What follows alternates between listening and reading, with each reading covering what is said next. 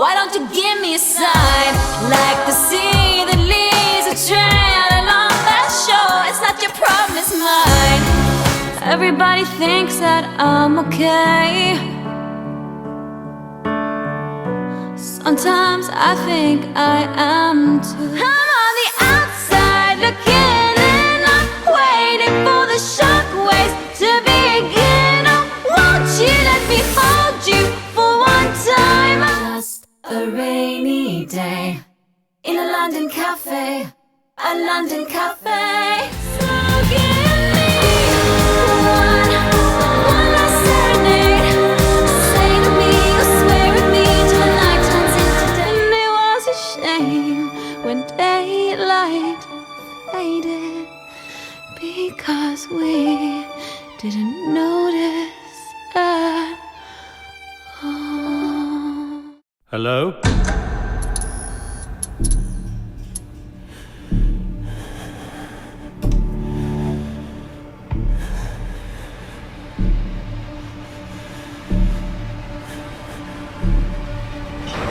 Hello, I'm Sophia Jessica, and welcome to the Fan Carpet.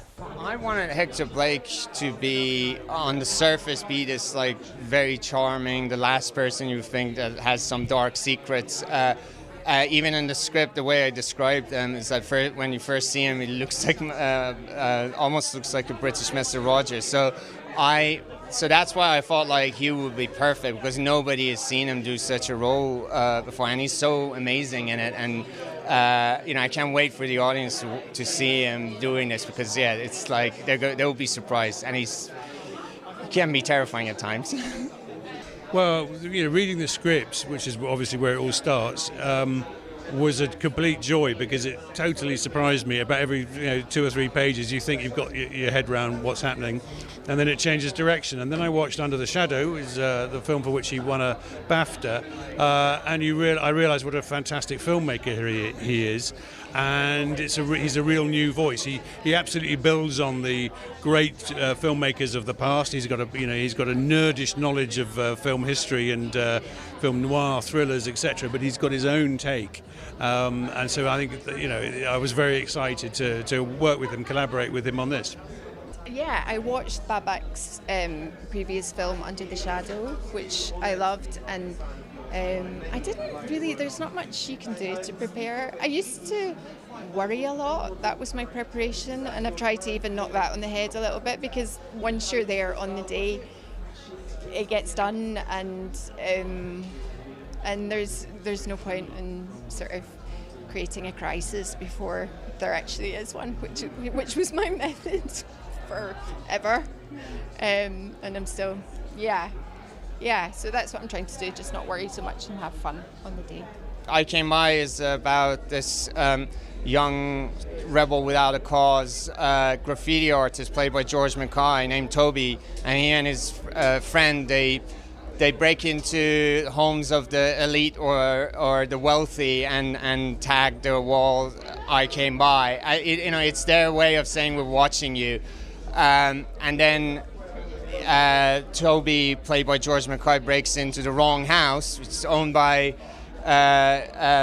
Sir Hector Blake, played by Hugh Bonneville, and then things starts unraveling from there, and it affects his relationship with his friendship with Jay, played by Purcell Ascot, and his relationship with his mother, played by Kelly Macdonald. Well, I wouldn't say he's a monster. He's a sweet, cuddly man, and it was lovely to be able to bring some new tools out of the box, so to speak, and rattle them around a bit. We've all got this potential to be less than charming to each other, and to actually play Sir Hector Blake was a real treat in that regard. Exactly that like everyone's just used to the affable sort of like huggable Hugh Bonneville, and everyone knows Hugh Bonneville from his comedies and Downton and Paddington, and family films. So I just wanted, for the role of Hector Blake, I wanted someone that the audience haven't an actor that the audience haven't seen doing such a role before, and Hugh is perfect for it. And in the script I even describe Hector Blake, I think it's like British Mr. Rogers' first line, and that's why I always wanted Hugh, and I'm so blessed that he came on board. I play Lizzie, who is the mother of George Mackay's character, who is a sort of a graffiti artist and protester, and she has no idea. It's all something that he keeps quite well hidden, him and his friend. And he gets himself into trouble and goes missing, and obviously as his mum, my character gets more and more worried as time goes by, and ends up sort of becoming a bit of a detective. And I mean, she's gone to the police and they're not really taking it seriously, or nothing's happening, so she ends up stalking somebody and kind of losing her mind a little bit, really. Kelly's character, named Lizzie, she's the young mother of the 23-year-old Toby, played by George Mackay. And what happens is that after Toby breaks into the home of this judge, things unravel, and it starts affecting his mother, which is played by Kelly, and she needs to come on board and also do a bit of detective work to figure out who Hector is and what secrets he's got. That's a big question. I like being called a storyteller, though. That's quite good. I should put that in my passport. I don't know. I think it, depending on our moods, we want different things. So all the genres are important. But it was quite fun, this one, for me, because I don't think I've been in a thriller before, not to this level anyway, and so that was there was a couple of really fun scenes that I hadn't yet experienced in my career. So, what is the essence of a good thriller and good suspense?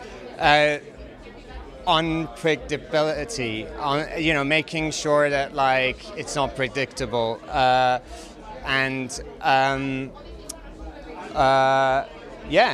making sure there are good enough tension, and sometimes giving more information to the audience so that the audience are one step ahead than the characters, if that makes sense. I don't know what the answer to that is. I think we're all fairly screwed up as human beings. We all have our true crime podcast. I know I do. We're all,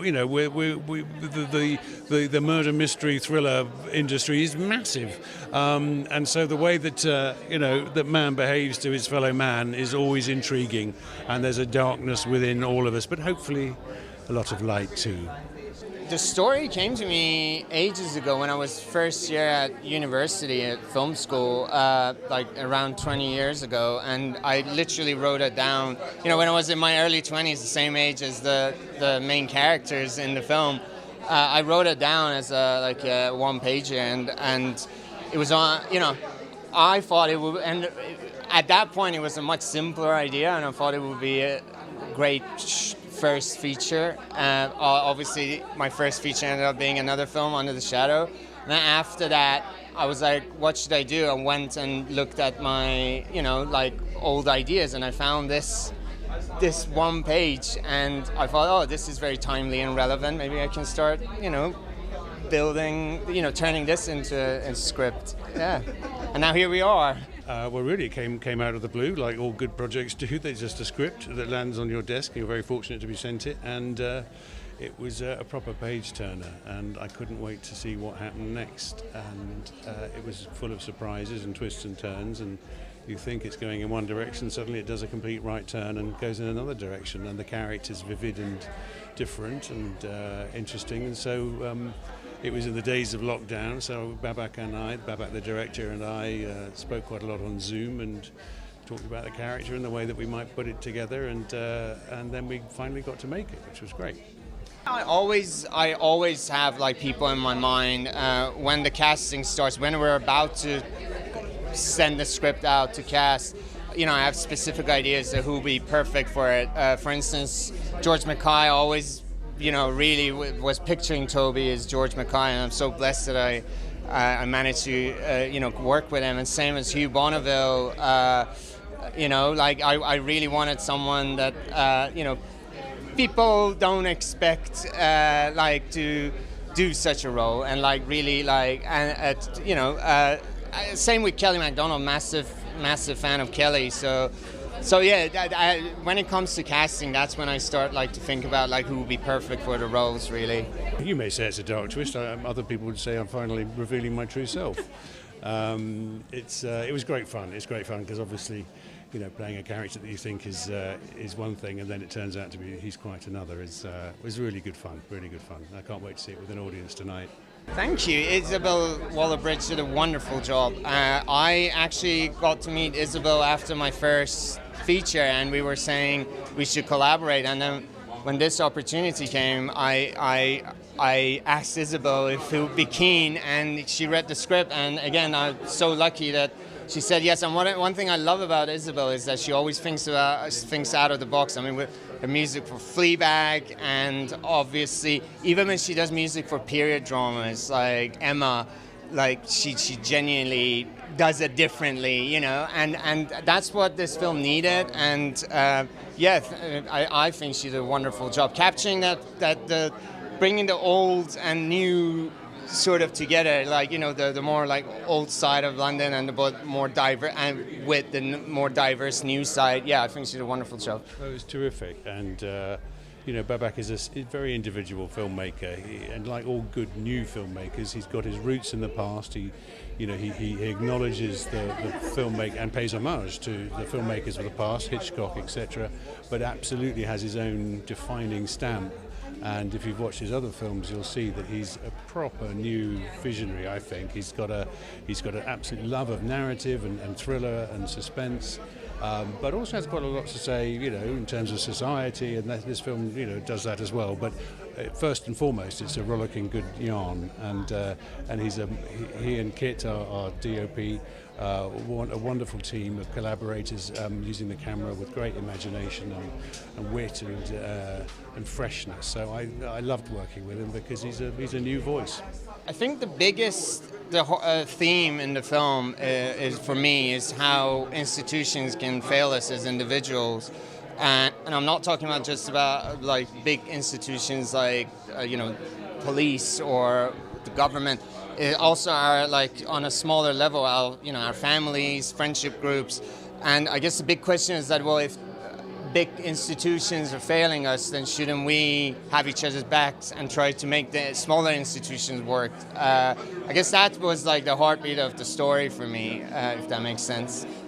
Yes, we did actually. He's very collaborative, and there were a couple of twists and turns in terms of the character that I said, wouldn't it be more interesting if? And he went, oh yeah, or no, shut up, I've written it.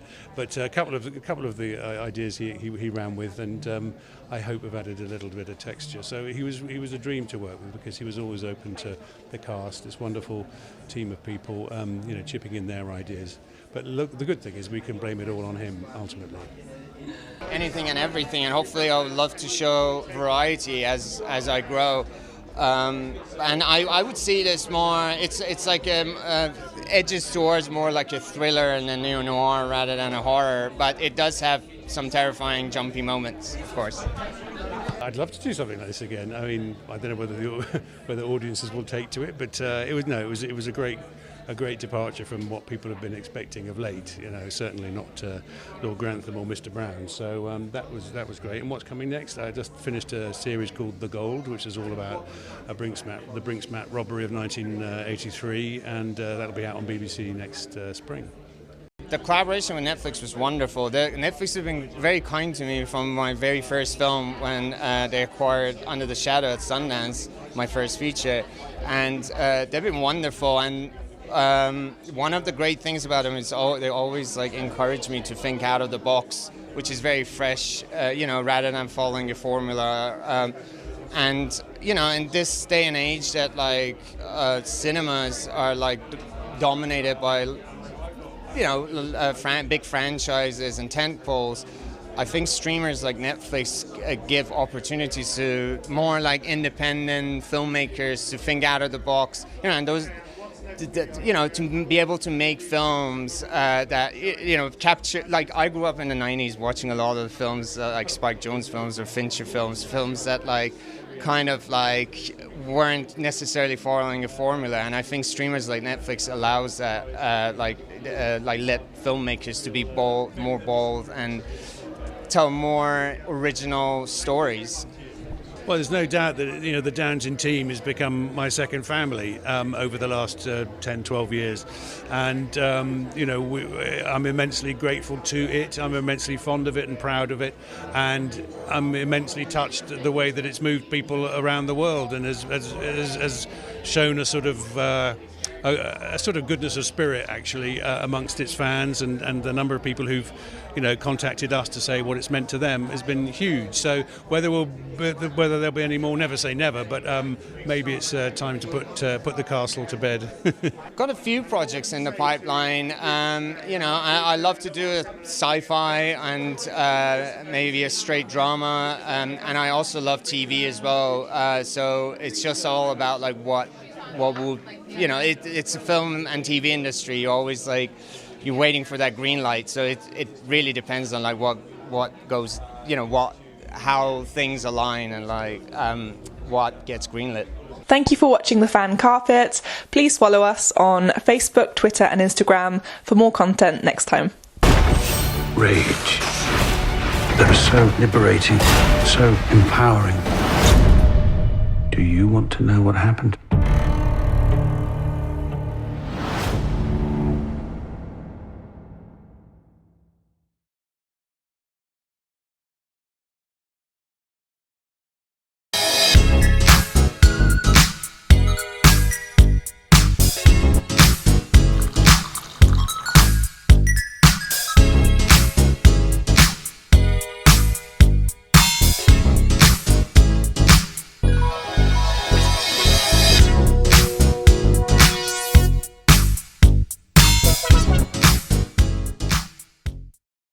I'm here on the largest of the Balearic Islands, Mallorca, with the turquoise waters of the Mediterranean Sea, beautiful mountainous landscape, the thriving city of Palma, quaint little market towns, a growing number of luxury hotels. It's no surprise that the likes of Audrey Hepburn and Elizabeth Taylor like to holiday here. So come and join me as I take you round Mallorca.